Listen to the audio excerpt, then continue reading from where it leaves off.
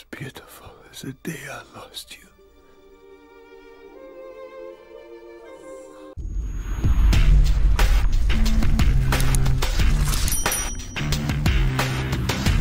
Hey everyone, Thornton Smash here, and today we have a ton of fun stuff to talk about. Everything from upcoming care package changes, stuff regarding new custom matches, and of course the Valkyrie Heirloom and the future of the Loba Heirloom that everyone's curious about. So of course, to go ahead and kick this off, we are actually going to give out an heirloom that goes for the next collection event. To enter, you just like, comment, subscribe, I'll pick out a winner, and then I will give you the money to buy the next collection event and the heirloom.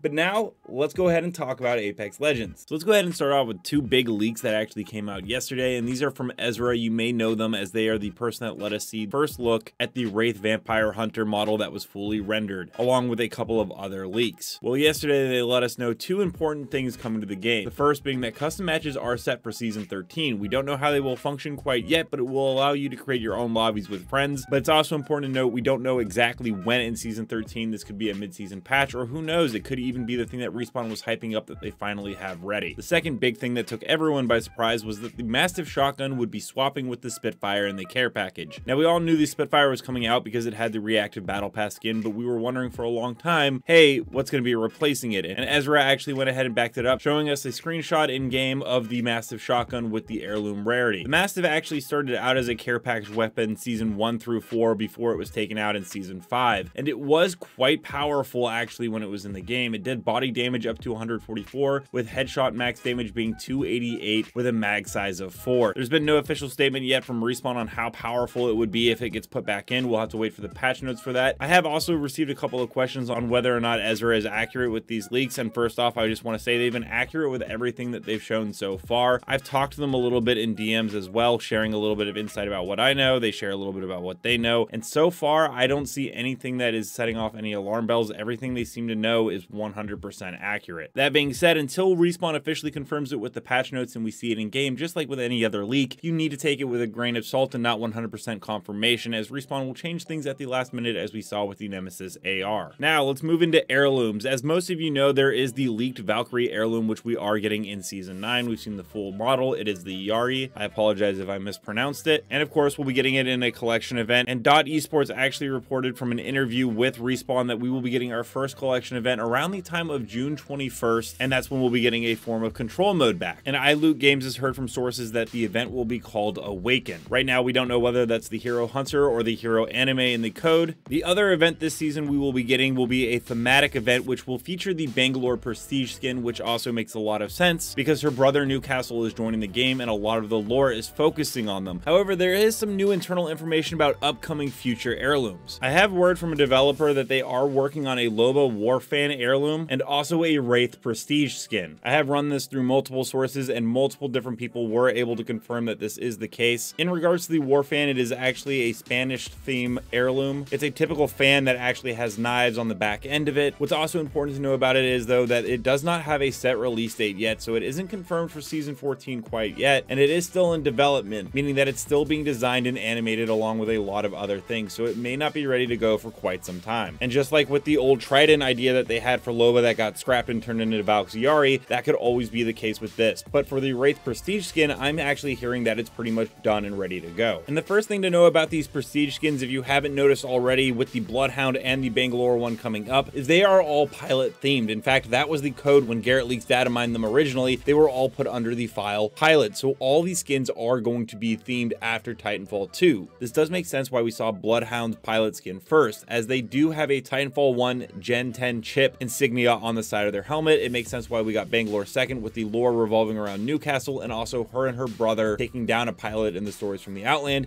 and Wraith would be the next candidate up, as she also has that same Titanfall 1 Gen 10 chip on her base skin, and her lore and backstory revolve around her being tested around for being a pilot. As I say with every single leak that comes out, always take it with a grain of salt, as Respawn once again has shown time after time they're willing to change things around, and even the director Steven Ferreira said the other day half the things that they are playtesting and working on never actually end up being in the game. Let me know down below what you think about those care package changes, and are you a fan of the Spanish War Loba type heirloom? And until next time, Legends, keep slaying in the Outlands, and I'll see you out there.